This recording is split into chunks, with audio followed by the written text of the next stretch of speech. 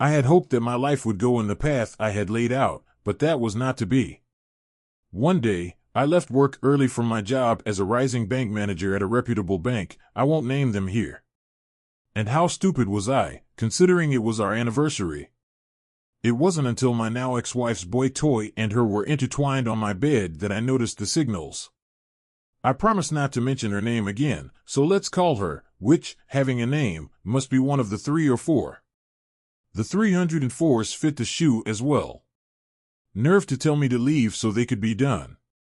I made it out safely, heading straight for a motel. When will you sleep in that bed or anywhere else again? The number of men she had deceived behind her back was incalculable.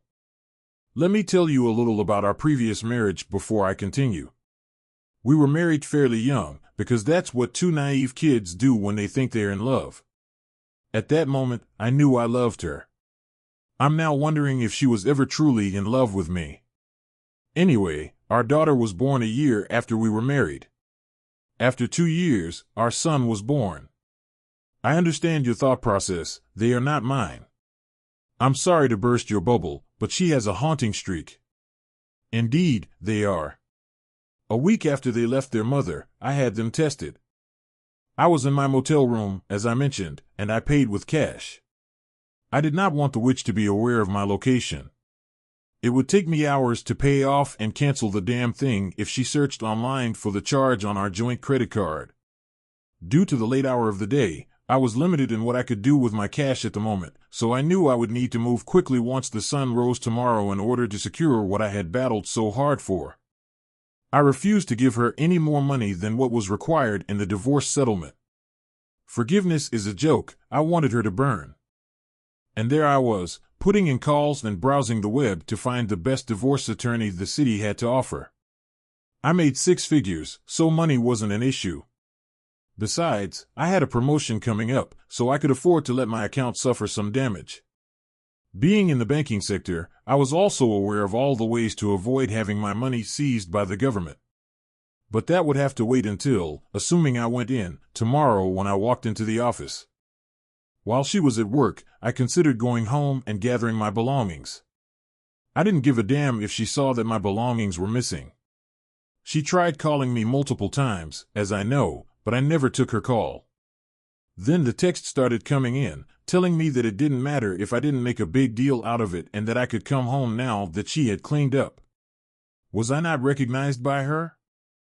It was begging time when 6 p.m. rolled around, and since I'm usually home by then, I knew the kids would be asking about me. He wanted to know when I was coming back so we could have dinner to celebrate our anniversary. I thought the witch had gone completely insane at this point. Did she really think that after I found her in my bed with another man, I would want to celebrate our wedding anniversary? She really must be a moron. When my daughter called, that was it. I detested lying to her, but unless I was packing my things, I was not going home that evening or any other time. "Hello, my love," I said, steeling myself. My daughter said, "Dad, where are you?" "Mom is freaking out."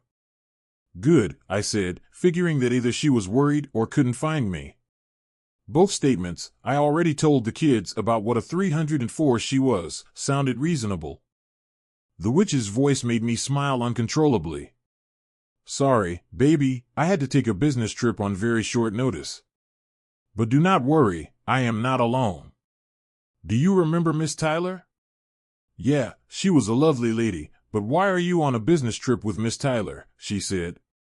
"What?" came from the other end of the line. I knew the witch hated her to her core. I've never known why. Her first name was Chris, and she was a lesbian who was incredibly kind. Thus, I'm not sure why she always made the witch feel threatened. Upon further reflection, it's possible that she was afraid someone would come along and snatch me from the 304. I wish they had. Then, with the 3040, I wouldn't have wasted 17 years. My sarcasm was apparent to the conference presenter, whom I was unable to attend due to the significance of today, not that my daughter noticed. I said that just in case the witch was listening, but I had to leave because I had stomach pains. Since Miss Taylor had already left, my boss asked if I could step in as one of the few managers who was familiar with the material. So, we are traveling together. But when will you get home? I do not know, maybe 1 week. Miss Taylor wants to explore the city while we are there. I said firmly, so, you came home right this time. It's Tony, or Mr. Hell, for you, 3 or 4. My tone of voice seemed to surprise her. You lost all rights to that moniker when I discovered you screwing another man in my goddamn bed. Now, Tony, I understand you're upset. We can work it out. It meant nothing, she replied. I heard her gasp as I ended the call, and things went south quickly from there, especially when she came home the next day to find the house empty of anything that belonged to me. It means something to me, foolish witch. It's okay if you want to act like a hurt little child and avoid talking about it like responsible adults. Go ahead. If you prefer to stay away, that's great. But remember this, I am going to screw every male in this home from now on. Go ahead, you're dead to me now, regardless. I never had to go back to that house because I had movers come in and pack everything in a few hours. For 3 months, I paid cash for storage in a different part of town, holding onto it until I could find an apartment in the city. I may have ended my marriage, but I was not going to desert my kids. The day after I moved out, I had a lawyer's appointment. In order to keep the money I wanted out of the court's hungry hands and offshore, where she couldn't touch a dime, I also closed our joint bank account and moved half of the funds to one established in her name. I laughed a great deal. Before throwing the lump of metal away, I made a big show out of hammering that worthless gold band into nothing but garbage in front of everyone at work. I don't know what would start rumors if that didn't. So she had to pee and watch the witch's movements after talking with my lawyer. I don't know why, but it happens. Really, I don't care. I wanted the 34 who was cheating to be gone. But when the witch was served, things became out of control completely.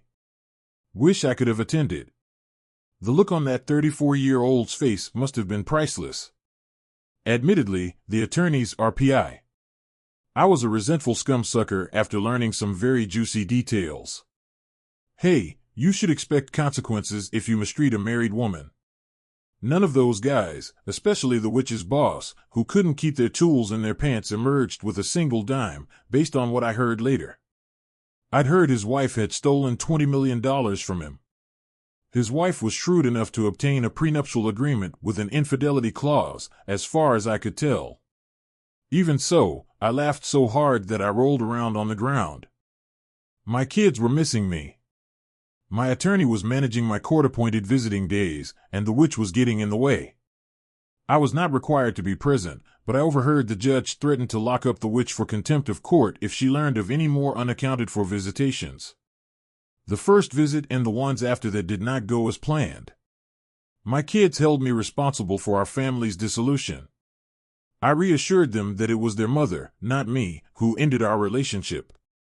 I told them, without going into too much detail, that I had found their mother in our bed with another man. That was the reason I was unable to go with their mother. Then one day, everything fell apart around me. My 16-year-old daughter asked, "Dad, do we have to keep doing this?" At that moment. As we were having lunch at Hardee's, I asked her, "What do you mean, honey?" I was curious to know what she meant. The witch was still sitting in the parking lot, which struck me as strange. As soon as my daughter said, "Do we have to continue coming on weekends?" my heart fell to my stomach. I put down my drink and asked gently, "Do you not want to see me?" I looked at my almost 14-year-old child and said, "I don't mean only on weekends. We can still visit each other for birthdays and holidays. Is this what you want?" My brow furrowed as my own son avoided looking me in the eyes. "Dad, why are you making such a big deal out of this? It's only sex. Can't we just get back to how things were?" I said, trying not to laugh. "So, I'm merely the giver of gifts to you. Is that all I'm good at? See, that does not work for me. I am your father, or I am not. Choose," I responded with anger. I hoped they would not be duped by their mother. It seems that I was wrong. I slapped my drink off the table, made my kids jump, and yelled, "Okay, Mom's boyfriend is nice. He sends us places while you are not present. You know, I left the restaurant and their lives behind, saying, fine. You don't want me as your father anymore, so be it. Then I no longer have children. Have a lovely life with it." Did I hear them make a call later? Naturally, I did. However, I had no intention of turning around and allowing them to stab me in the heart once more. Not that I desired to. On the other hand, you might decide not to remain where you are if your kids no longer want you.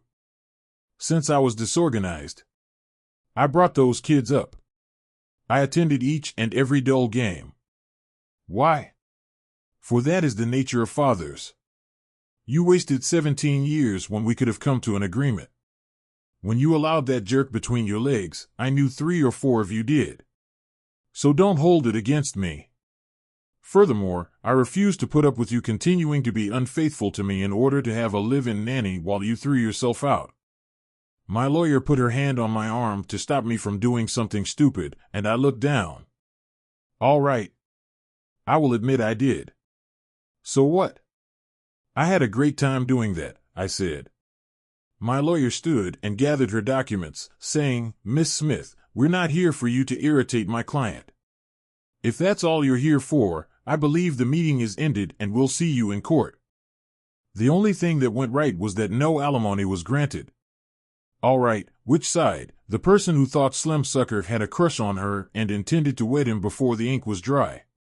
I suggest that you continue to screw her 3 or 4 times until she turns tricks. She would then be deserving of the term. I pulled out my checkbook, the one I was most excited to sign, wrote up the full 6 years' worth of child support, gave it to my attorney, and wrote "Eat this," "choke on it," and "die" in the memo section. I remembered seeing my attorney's tiny smirk when she read my notes, and then I walked away, sliding the check over the table. The person I felt dirty around wasn't someone I wanted to be in the same room with. As I proceeded on my journey away from my previous life, I asked, "What is this?" "That is the total amount for your child support. Do not expect another check." My attorney said something that I overheard. I heard the witch cry, but I didn't care. "You cannot do that. There is no legislation barring Mr. Howe from paying the entire sum of his child support all at once, Tony," I said. That was the last gift I would ever give her. In order for my lawyer to mail me the divorce decree as soon as it arrived, I gave her my new address for the condo the firm had provided for me in Charlotte. I would burn the damn thing, personally. I was tired of constantly being reminded that I was married to someone who was so pathetic. An hour after the divorce decree was signed, I was gone. I had no reason to remain in that city anymore. A few days after I left, my parents visited the apartment, and they told me how sad the kids were to learn that I was no longer living there.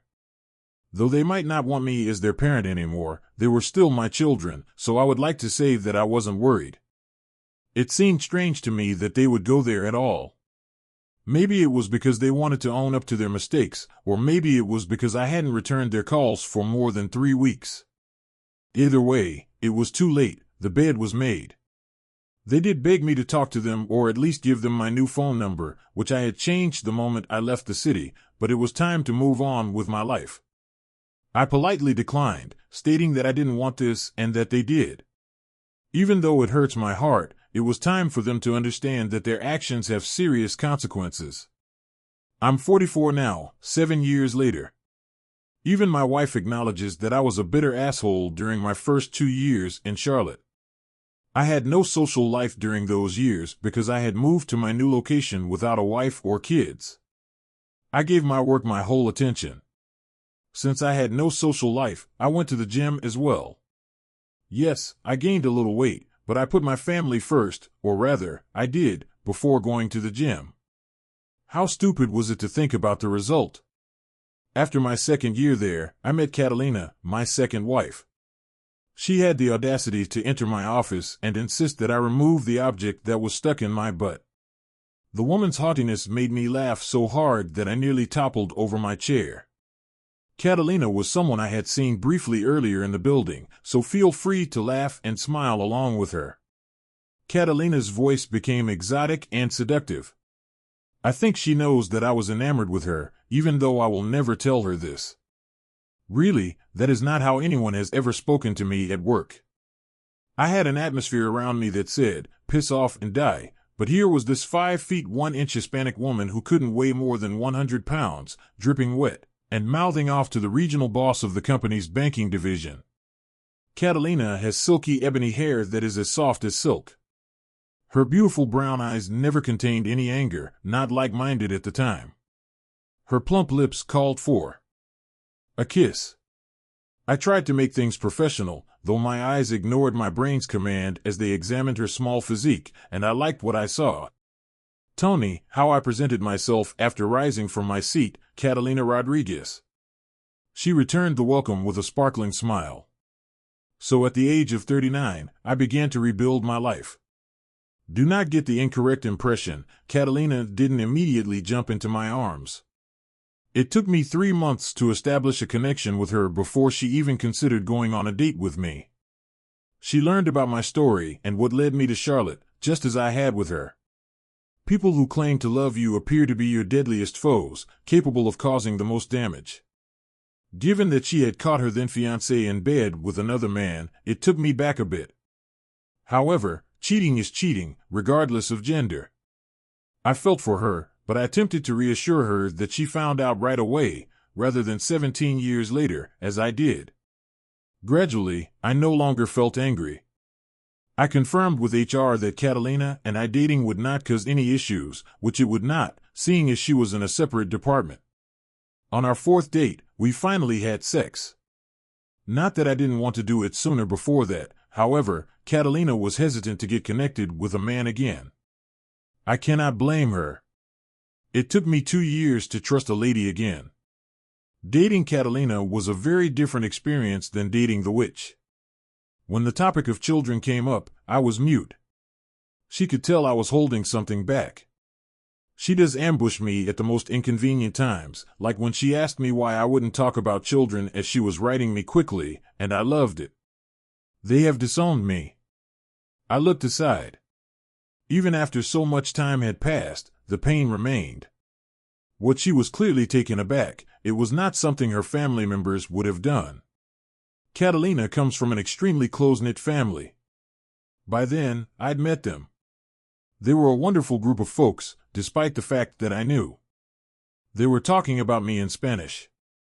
I didn't tell Catalina I was taking Spanish classes, since that's something you do for the person you love. So when she grew angry, I understood what she was calling me. Let's face it, I am a male. I am an idiot. I will make mistakes from time to time. Ultimately, I am human, honey. Catalina calmed down as she grabbed hold of my face, allowing me to stare at her. I'm sorry they threw you away like that. Hey, I didn't mind that she buried my face in her firm breasts when I told her what had transpired that day. Have you considered about having more? My eyes widened while still in that magnificent meadow, Catalina? Yes, I understand, but we had been dating for a year. But I'm not getting any younger. She was 33 at the time. I enjoy listening to you talk about anything. I like how you don't get upset when I rant at you. When you need to solve something and you just let me vent, trust me, that woman can vent like it's nothing. Don't tell her this, but sometimes I annoy her just to get her mad, and believe me when I say that she is hot as hell when she is angry. There's also angry sex, which made me think that I died the first time we had that kind of cues. I know we've both been badly hurt, but I want this. I want you, but I really wanted to go back to that valley, so once she had freed my head, I asked. I'm saying that when she blushed like that, she was adorable. Honey, is this the right time to talk about having a baby? I want you to be the father. She always brings up the most important things at the most inconvenient times, so I asked, biting my lip as she shook her head like a child and said, there is not time to discuss it right now. In the end, I collapsed back onto the bed, squeezing her folds as she flowed forward towards me. This is why I stopped taking birth control, she said. I am aware that woman hurt you. I know it has taken you a while to feel comfortable with me. I knew you doubted my faithfulness, so I didn't acknowledge it. I never held it against you because I knew you were feeling that my distance was making things worse between us. However, have I not shown you that I am not at all like that woman? It's true that you're not like her, but won't your parents be disappointed if you have a child outside of marriage? I anticipated that they would be. I realized I had fallen right into her trap when I saw the mischievous grin appear. They were devout Catholics, and I knew they would not be happy with this white man hitting up their daughter without a ring on her finger. Mr. Hell, tell me what you're trying to say. Are you implying that you would like to wed me? She was still writing me when she posed this question, not as hard as before, but just enough to keep me on the edge. Her face filled mine as she leaned forward and rested her hands on either side of my head, that curtain of ebony hair enclosing me, leaving me with only her precious face to steal. If you know this, I'll be the best wife you've ever had. Nothing will be lacking for you. I'm not going to give you up, ever. I didn't want to admit just yet that I could say more than yes or no. I wasn't proficient in it yet, but I could understand what they said. I watched as those eyes softened, moistened, and quivered simultaneously. Then she continued to love the heck out of me, and I relished every moment of it. That weekend was Catalina's family gathering. I noticed her surrounded by her mother, aunts, female relatives, and two sisters, all of whom were speaking quickly in Spanish that I couldn't understand from my vantage position. Seeing as her uncle by marriage was a big talker, even while you were standing right next to the dude, I couldn't hold it against the man. The man was getting deaf after years of performing construction jobs without proper hearing protection. I was sipping on my Corona, not my brand. However, guests cannot protest when they are provided a complimentary beer. This would be unpleasant and insulting to the host, and Catalina would have my hide if I ever treated her family rudely without a solid reason. That's when I noticed those women's expressions shift from eagerly listening to disbelief, then pure excitement as they surged from their seats and embraced Catalina. That's when her mother rushed up to me, speaking quickly in Spanish. Not that she couldn't speak English, she could. However, people from other countries typically return to their home tongue whether they are joyful or angry, so I did not capture everything. I was still at the intermediate level, but I did catch my son, as she repeatedly kissed each of my cheeks, tears in her eyes. I'll only proceed if Urian, Hector, her husband, and Catalina's father give their blessing. I spoke in the best Spanish. Everyone's eyes shifted to me in shock. They had no idea that I could communicate in their language, albeit not very well at the moment, as I understood it more than I could articulate it. Tony, sweetheart, when did you learn Spanish? Catalina inquired in English, full of astonishment and joy, since I believe she knew I did it so that I might comprehend her heritage and avoid becoming an outsider in her family. When you answered yes to our first date, I responded in Spanish, witnessing her hands go to her mouth and her tears of joy rim her eyes as she looked at me. Are you fluent? Why don't you bother speaking English? Her mother asked. No, I'm not done learning yet. I understand you, but I can't pronounce things correctly yet, I said in their language. You will get there. See, Catalina, this is absolutely a keeper, much better suited to you than that last one. Her mother gave an approving nod, and I'll never let him go. Catalina talked dreamily and sincerely. From that point forward, English was prohibited from the gatherings.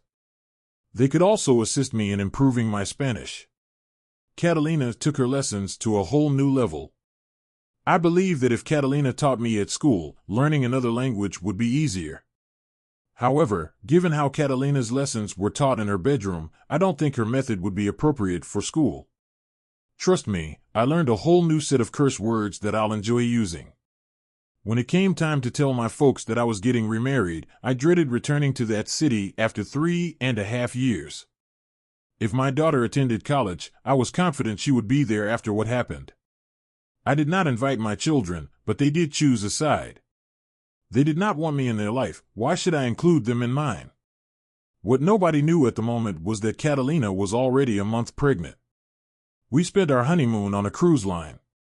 That was nice, not my cup of tea but pleasant. Then married life set in. I knew what to expect. Catalina didn't. Did she make a few mistakes? Of course, so did I. But we are humans, we are fallible. Did her out-of-control hormones make her crazy? Yeah, I'm sure some of my oddities did as well. But we did talk, we worked through all of it. Man and wife should not hide. There will be no more playing around with the other or any of the nonsense the witch has done over the last 17 years. I was unfortunate to know her. The big day arrived when Catalina's water broke while she was at her work one day. I received the call right away and rushed to reach her. Our daughter, Alandra, was born at 2 a.m. the next morning. She cried to the sky with exquisite black hair much like her mother's. As I stood there with bated breath, watching the two of them as Catalina held Alandra in her arms, I couldn't think of a more lovely sight than Catalina's loving glance down at our daughter. Catalina whispered, "I love you so much," as she clasped my hand. "You've given me the most wonderful gift I could have asked for." Even soaked in sweat from the anguish of childbirth, Catalina was still the most beautiful woman I'd ever had. Knowing this is the luckiest of destinies. "I also love you, now and forever," I whispered, kissing her and my daughter after pressing my forehead against hers. "It seems like they're desperate to find out what's going on. Will you accept them?" Catalina questioned, brushing her thumb along the back of my hand. I replied, "Sure, honey," grinning broadly. The men congratulated me, and the women in her family gathered around the bed, gushing over my baby. Naturally, I thanked them, but I also said that Catalina had done all the work and that all I had received was a broken hand. I was surprised that everyone laughed. Thus, life continued as usual. All I remember was a waking fog, and I think I went without sleep for a month once, in the first year after Alandra's birth. But I've dealt with this before when taking care of my other kids. Alandra was incredibly pampered, and never once was she ignored or neglected. It was taken care of by Catalina's family. Yes, I am the father, but I am also guilty. It's part of the unwritten rules of fatherhood that I should spoil my daughter. After 3 years, Alandra was now enrolled in daycare. I was watching the feed that the daycare offered to people who had kids under their supervision. Since Catalina would get in touch with me and remind me to turn on the feed whenever Alandra did something adorable, I know she also watched it. Alandra was taught both Spanish and English by us before she started speaking. Her mother sings to her in Spanish, so I wasn't going to deny her that. Given their mothers singing to them, what child wouldn't want to know? Nevertheless, I have no idea where Alandra picked up her Spanglish. She started using all three in discussions over the past few months, which caught me off guard until I did some research on it. Were our lives up to that point flawless? No, nothing is flawless. But it could be almost perfect if you work together, stick together through good times and bad, and communicate with each other. At that moment, my mobile phone rang. My past was about to catch up with me, even though I didn't realize it at the time. Without first glancing at the caller ID, I would not have picked it up and answered. I said, "Hello," grinning as I observed Alandra playing with her friends. "Dad," my heart was pounding so hard in my ears that I could hardly hear my daughter. Knowing exactly who it was, I said, "Dad, please talk to me." "Who is this?" I was upset that I had to end the call, saying, "Don't you remember my voice, Dad? I'm your daughter, your only daughter. I'm 4 years old." My phone kept ringing as I stared for a minute. I could hear her cries as she begged to speak with me. "Yes, Dad, please speak to me." I asked, clearly resentful, "What do you want, Amber? Is your new stepfather not making you feel all warm and fuzzy now? What could you possibly desire from the man who brought you into this world, raised and cared for you after you abandoned him for something fresh and shiny? Please, Dad, let us not argue, please." I could hear her voice. I felt like she was going to lose it. "Then tell me what you want so that I can get back to seeing my baby." "You're lucky, I'm getting married," she exclaimed. I arched an eyebrow when I heard that Amber's phone had been taken. Let us hope you did not take after your mother, or the person you are marrying does not have a wandering eye, because you know, some of us make marriage vows very serious. "Mister, I realize you don't know me, but I am your daughter's fiancé." I have to repeat that. I only have one daughter. If you are referring to the woman who was on the phone, I am no longer her father. This was not my doing, that is on her. So what do you want from me? I responded with a finger on my desk. So she was wondering if you would walk her down the aisle. And why can't her stepfather do that? If you're referring to the man your former wife married, that did not last. Why aren't I surprised? So what should I tell her? Tell her to find someone else. I have only one daughter, I said. Was I intentionally mean when I said, and do not call me again? Perhaps. I'm not certain. Since then, I think my pain has never really gone away. A hint of rejection crept into my speech. Even though I shouldn't have, I picked up the phone once more. The sound of my daughter's voice was missed. Daddy, please don't hang up. I'm sorry. I should have listened to Mom instead of her. She said that if we did that, you would go back home, but you didn't, and I lost my dad. I leaned forward, placing my elbow on my desk and pressing my fingers against my eyelids in an attempt to hold back the tears. It was useless, though, because here was my little child, whom I had assisted in teaching to walk, talk, make pillow forts, and all the other lessons one learns as a child, sobbing into a phone. So what do you want from me after all this time? I want to be your daughter again. I'd like to talk with you like we used to. I'm not sure if it is achievable. You really hurt me. Do you realize how horrible it is to find out that your own children no longer want you? I understand. I can't begin to apologize for this, but I have missed you so much. I go to Papa every Sunday, hoping you called or left a message for us, but nothing, never a word. That's when I realized how badly we had messed out. They keep telling you don't want to talk to us, but Daddy, it has been 7 years. I have missed so much of your life, and I do not want to miss anymore. And what if your mother's opinion is incorrect? Is she the one who started this mess? Okay, I had to laugh at that. And where was the fire 7 years ago? I was a kid. This is the updated version. We both wanted you back. We tried calling after you as you left, but you never turned around. If you had, you could have seen how upset we were. We would have immediately apologized and told you the truth, but you kept walking. How's your brother doing? I asked, trying not to laugh. I didn't know what sex really was like, so I couldn't help myself. I smiled. Carson is doing wonderfully. He joined the army to get away from Mom, did he? Fear rose in my heart at the prospect of my son dying in a foreign country far from home, but he stated he was only going to complete 4 years, so he should be done by next year. I could hear the hope in her voice. Dad, did you remarry? Yeah, why? Don't get mad, but I found you through Facebook. It was not my Facebook page. Catalina had created a family page so that her relatives in Mexico could stay updated on how we were doing and how Alandra had grown over the years. I wish I had been there. I bet it was a lovely ceremony. I overheard my daughter sigh. So, Dad, what is my sister's name? Alandra, I declared triumphantly. She looks just gorgeous. I would like to meet her when you are ready.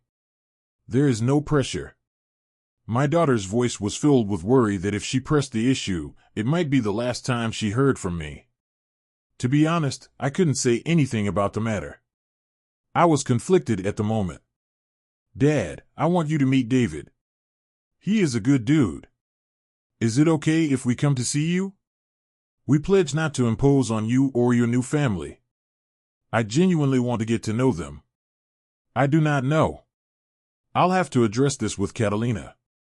I understand. Please, Dad, do not forget about me. Amber, I have never forgotten about you, I admitted. How could I? You are my daughter. I can never forget you, Daddy. I listened to her sob before breaking down again. Then I heard a rustling over the line. Mister, would it be okay if we called you back? Amber will need a moment. I looked at the clock and realized it was time to pick up some laundry from daycare, and now was my day to do so. Catalina and I switch off so that one of us may have a few hours alone before returning home to a boisterous 4-year-old. Do not get me wrong, I adore Alandra, but she has a tendency to overreact at times. However, that is the purpose of maturing, to push one's life to its boundaries. I need to pick up my daughter from daycare. She can make a call in 1 hour, I said, gathering my belongings and closing my briefcase. As I wrote, I understand. I will let her know. I took out my cell phone. I went through my files on its hard drive and chose the one thing I hadn't accessed in years since it would hurt too much. I felt a tear well up in my eye as I looked at the photo of my 14-year-old daughter.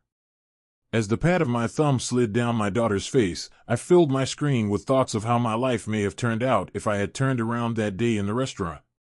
I will not deny it, I missed them so badly. I'm pulling up my wife's phone number and closing the picture. See more. Catalina's beautiful voice pierced my ears as she responded. You'd be surprised to learn who called me right now, I responded in Spanish. We always spoke in Spanish at work so that no one could overhear our talks. Who, my daughter? I overheard her gasp across the telephone. Are you okay? I could hear her worry in her voice. To be honest, I can't say, I admitted as I walked towards the elevator, which would take me down to the 5th floor where the daycare was located. What exactly did she want to tell me? She is getting married, and she wants to meet you and Alandra, I stated while I waited for the cab to arrive. I see. When I get home, we'll talk about this. Are you heading to pick Alandra up? Of course, my sweetie, I answered, grinning. Good, Catalina said, her voice full of that cute little purr that she always gave me when she saw me acting like my dad with Alandra. I will be home soon. Will tacos be acceptable for dinner, honey? My joke, if you make these, I'll eat 6 of them, was spot on. I love Catalina's food, even though I'm not a big fan of refried beans and some other Mexican food. I smirked and put my briefcase down, kneeling on one knee as my daughter ran to me and yelled, Daddy, when she saw me. I held Alandra close to me, her little arms encircling my neck, reminding me of Amber doing the same thing when she was Alandra's age. Are you prepared to return home? I inquired, and my daughter vehemently shook her head. Picking up my 4-year-old in my right arm as I rose, pointing to the man in charge of the children that day. He turned off every other day with his wife. As I stood up, I asked, Did you have fun today? I carried Alandra to my car as we left the daycare and made our way to the elevator. She smiled warmly and we quickly talked about her day. Catalina and I usually share a car, so I figured that Alandra was at daycare if she wasn't. I wanted to leave early so that I could be ready to pick Alandra up, just as Catalina did on her day. When I heard my daughter's footsteps running toward her bedroom, I knew I was in our bedroom changing out of my suit.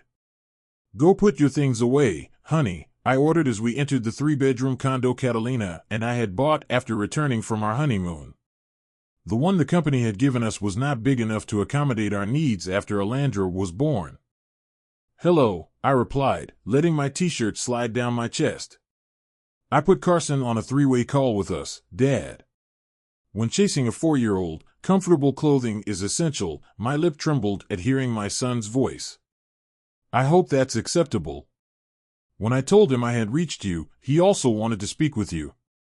In what way did you get my phone number?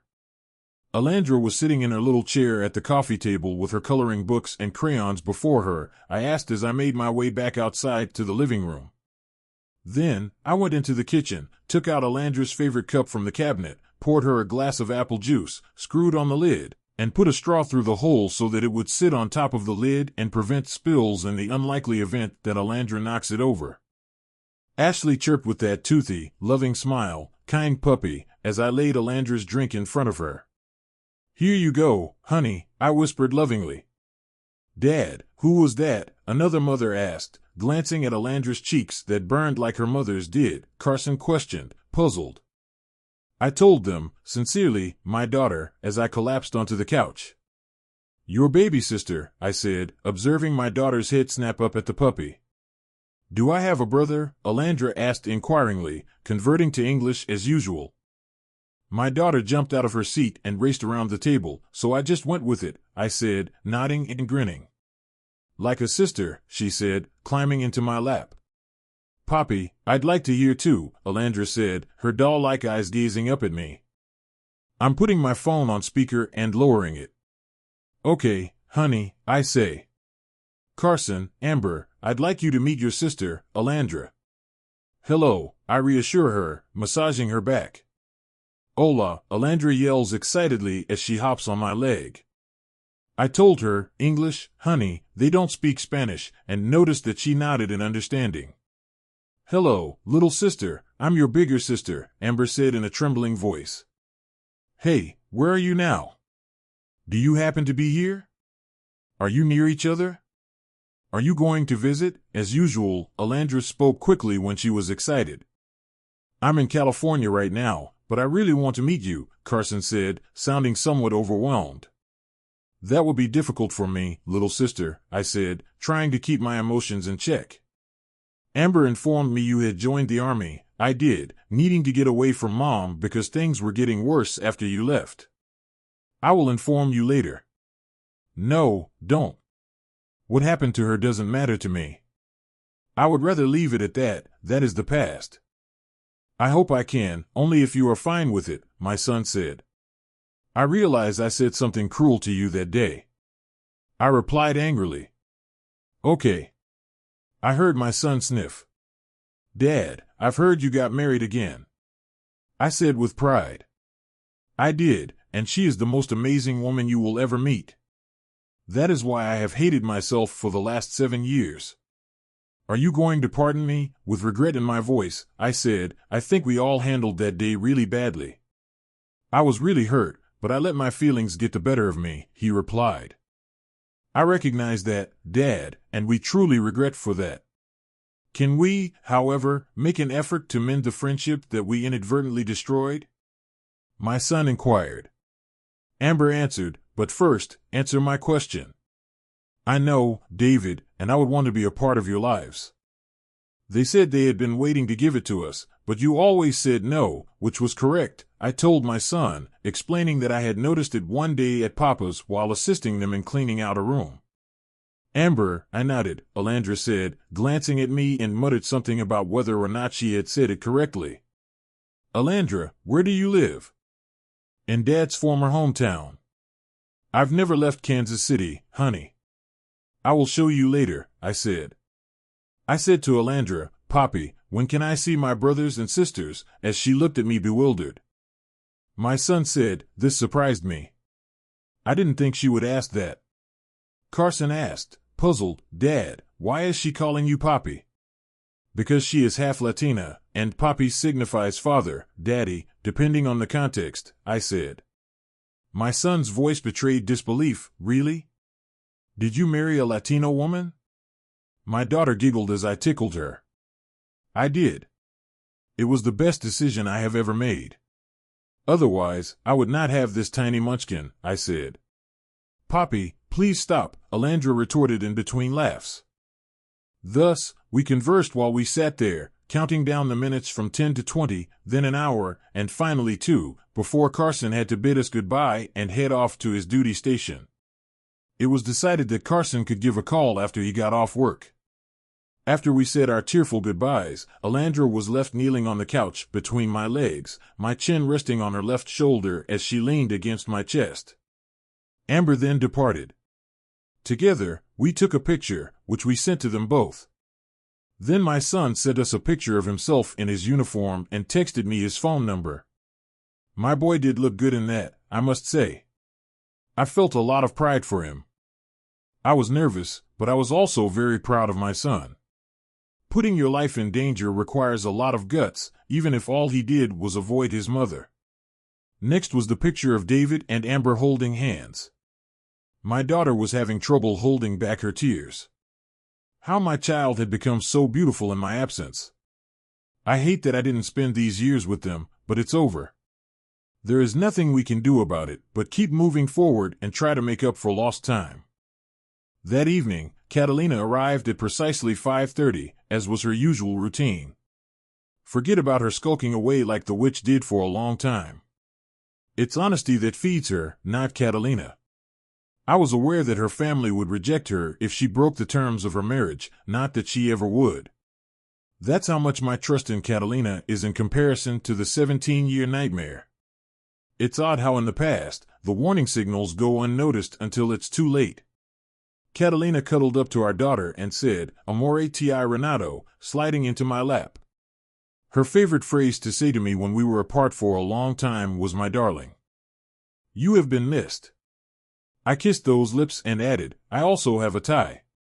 I will always enjoy giving kisses. What topic would you like to discuss today?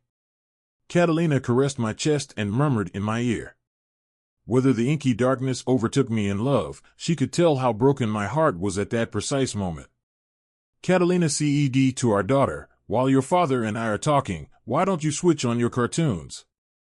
With a chirp, Alandra hurried to turn on the TV. I felt Catalina Rose's beautiful bomb tickle my erection as she took my hand and walked me to the kitchen. She likes to chat while cooking, and from the look on her face, I think she knows I'm staring at her ass. Who wouldn't stare at it, really? I stood there and watched her prepare our dinner for the evening because it was delicious. I was never allowed to cook by her. I'm not a very good cook, she says. Hey, if she wants to cook, I'm all for it. It was delicious, so I just stood there and watched her prepare our dinner for the evening. She never lets me cook because she says I'm not very skilled in the kitchen, but just because she wants to cook doesn't mean I have to clean up after her. That is the ideal state of affairs for a marriage, one cohesive front with equal workloads for both partners. In any case, that is my opinion. Besides, she cooks better than me, I have to admit. I described the chat on Landra that I had with Carson and Amber. He looks so much like you, Catalina said, gently remarked as I showed her the image Carson had sent me. Don't they look wonderful together? She said something when I showed her the image of David and Amber. So, honey, what would you like to do? She questioned, giving me that look. I knew it never sat well with her that I and my children were distant, but she never brought it up when I knew it went against her upbringing and her thinking that family is meant to stick together, no matter who irritates whom. Blood is thicker than water, as the proverb goes, and her family believed it, just as they did their faith. I want to see my daughter.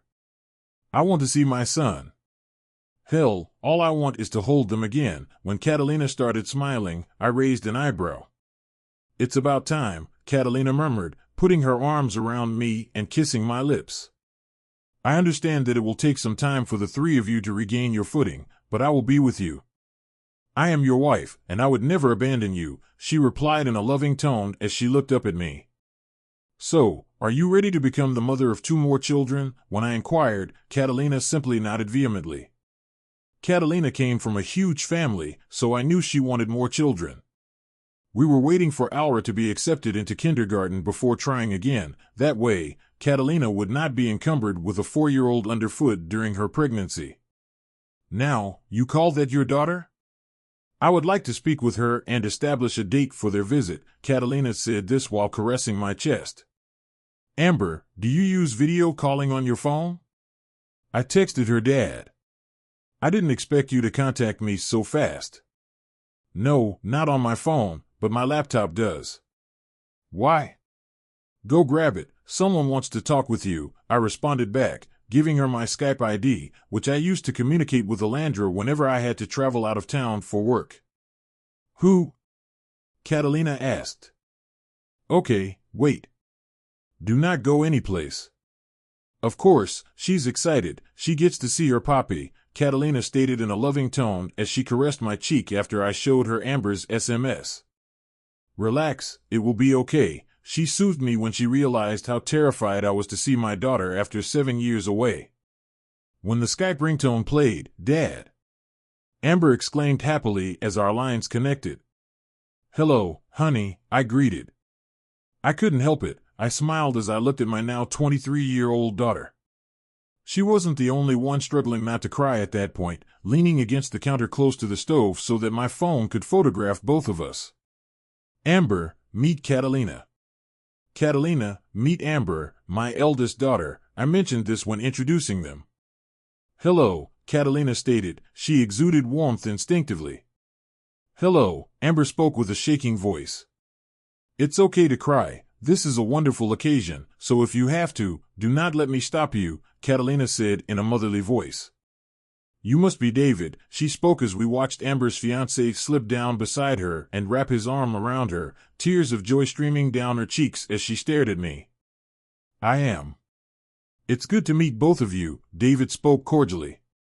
I apologize, I promised myself I would not cry anymore today, Amber said, drying her eyes. Amber, that's okay. You should be in tears, it is the natural thing to do. Now, I've heard from your father you'd like to come visit us, Catalina replied, giving me this look. See, so it wasn't so difficult, was it? Yes, we would, only if it's okay with both of you. We can find. I won't let my stepdaughter sleep in a cheap motel when we have a perfectly good room at home, Catalina murmured, severing Amber, forcing her to gasp. My family welcomes everyone, and you are family. I'm sorry it took your father so long to come around, but he can be obstinate, she spoke with a mocking smile. We're talking now, that is what matters, Amber said. Her eyes shifted between us, and I couldn't help but stare down at my wife's bum as her skirt moved while she grabbed for her spice mixture, which she created for tacos and other dishes. When do you wish to come? Catalina questioned playfully, hitting my arm as she grasped me. Nonetheless, she had a sheepish expression in her eyes as she brushed her hair behind her ear, and heat flooded her cheeks. I can't help it. After 5 years together, it still feels like the first date. Her beauty has remained unchanged over the years.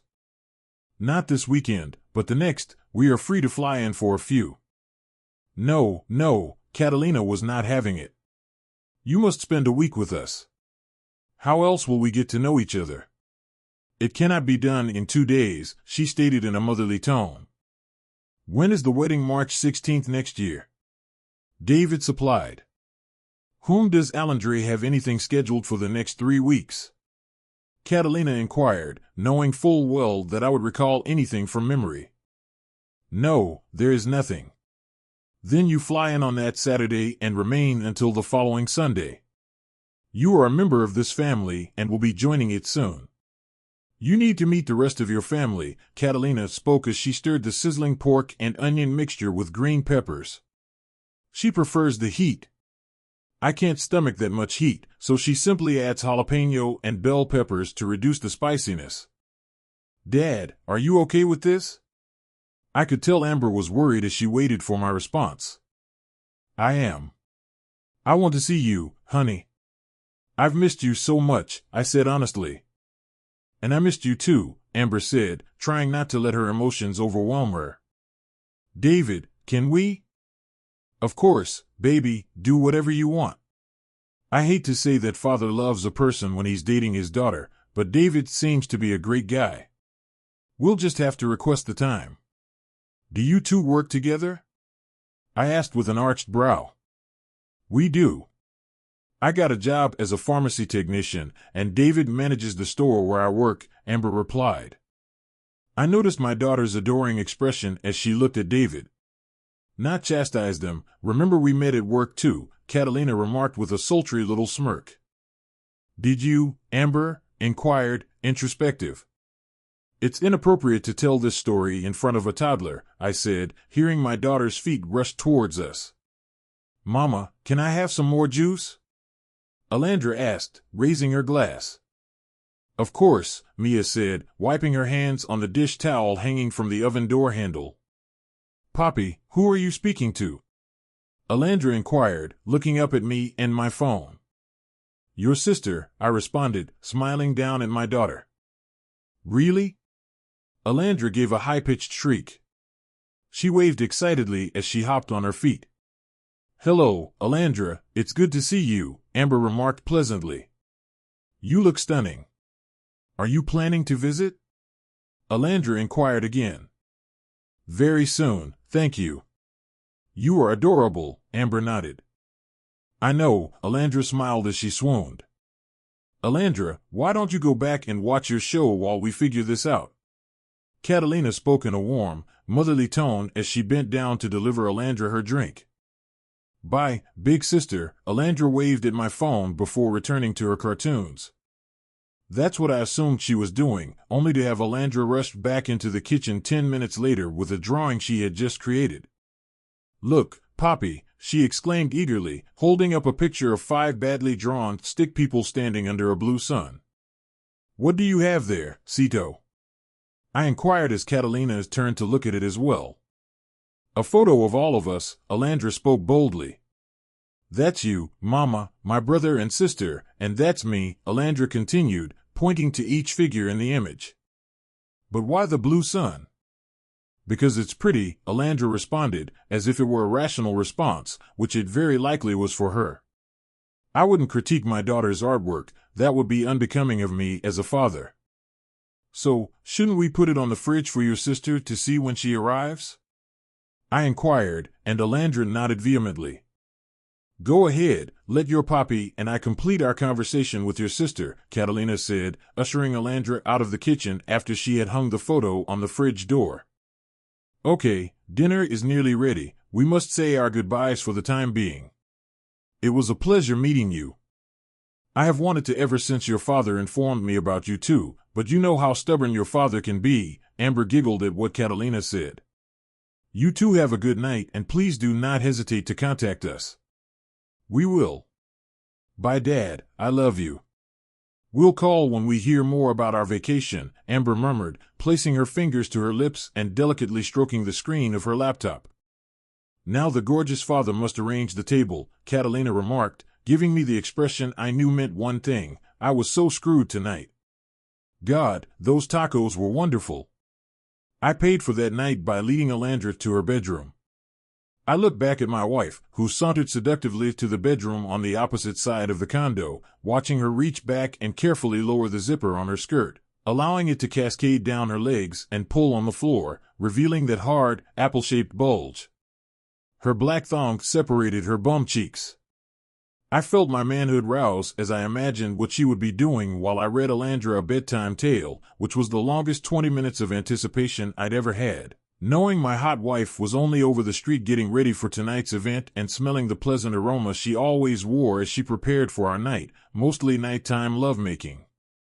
Sometimes it did not happen. This happens after all. You're responsible for raising a young child. Sometimes you're just too exhausted to have sex. That's not to say we didn't get each other off. There she stood, her hands pressed on the door frame of our restroom. My lips instinctively smacked. Our condominium building has a gym on the ground floor, so we can stay active rather than rip muscle out of the bum, but enough definition to recognize that we have them. Well, in Catalina's situation, I still have the hard body I built over 2 years of coming to the gym every day, so is Maya more prepared for the ride of his life? Catalina questioned in a sexy tone, her brown eyes running down my body as I stripped swiftly. I answered, leave me alone, cello, watching her eyes narrow as the flames of her passion flared as my words sank into her ears.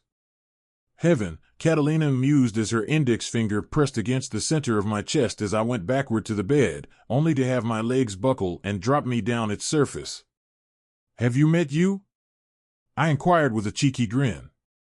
Definitely bliss, that's correct, Catalina purred before her lips hungrily tore at mine, her inhalation of breath being audible in my ears as I bit lightly along the side of her neck. Then let me take you to the 7th heaven, Catalina purred into my ear. Lead the way, I said, as if I would ever turn down the opportunity to feel the inside of her velvet pocket. I was not that foolish.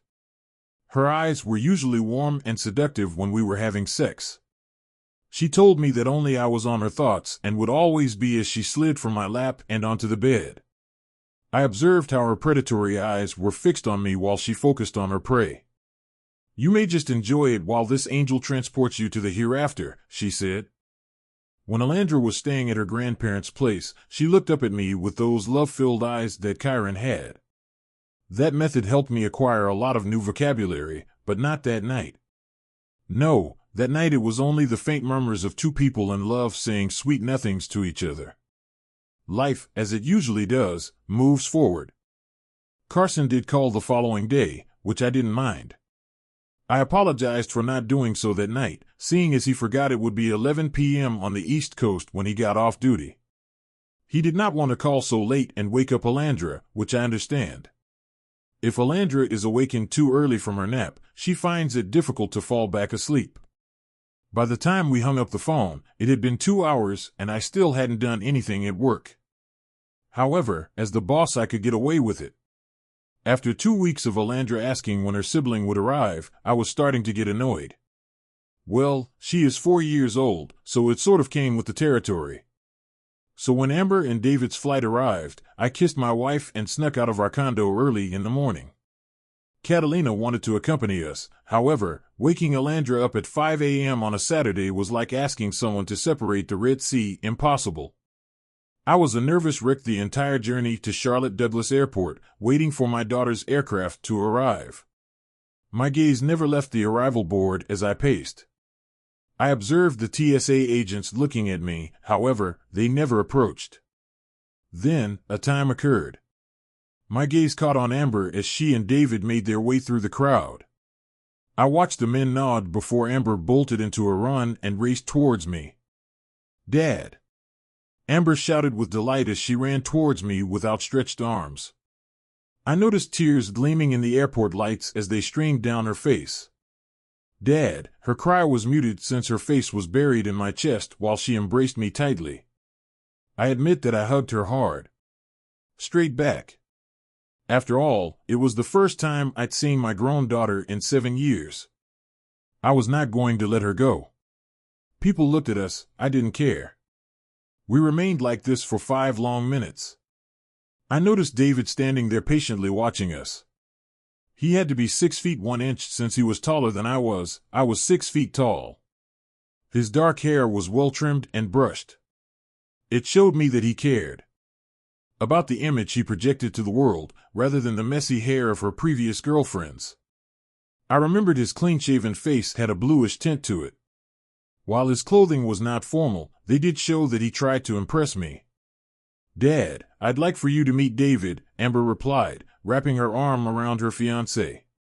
When she left my arms, "David Callista," he murmured, extending his hand to me. "Tony, how?" I greeted him, noting his tight grip. "Dad, where are the other two?" Amber inquired, looking around for Catalina and Alandra. "You know how difficult it is to wake up a 4-year-old at 5 a.m. on a Saturday when cartoons are not involved?" I inquired with a sharp gaze. "Catalina remained at home with her, right?" Amber had a shy expression on her face when she said that. "Are these all the bags you have?" I inquired, looking down at the one David was able to hold in one hand thanks to the extra handles of their rolling luggage. "Yes, sir," David said respectfully. "Come on, is my automobile this way?" I remarked, indicating toward the exit. Halfway to my car, my phone rang from my jeans pocket. "Hello, honey," I responded after viewing my wife's ID on the screen. "Hello, me and others, has their flight arrived yet?" I heard her move around the kitchen across the line. "Yeah, I'm walking to the car right now. We should arrive home in half an hour, depending on traffic," I said, taking out my key fob and listening for the sound of my car unlocking as we approached. "Okay, I'll make breakfast and the coffee. Can Amber eat eggs?" "Yep, let me ask David," I murmured, turning back to face those who were following me. "You're not allergic to eggs, right?" "No, do you love them?" David responded with a toothy smile. "He can eat eggs," I said, knowing what she was planning to do. "Well, the vegetables will take a while to cook, so we'll be waiting for you 3 to arrive home. Drive safely, baby." I could hear the love in her voice as she chopped the vegetables for her version of a Mexican omelet. "Always, honey," I said as I pressed the trunk button on my key fob to load ammunition. I could see how crimson those cheeks were. Joe is also thick yellow. "Dad, when did you learn Spanish?" Amber inquired as David placed their things in the trunk of my car. After asking Catalina out on our first date, I was honest. Amber's eyes widened when I stated it. "You must have really liked her for doing that." "Yeah,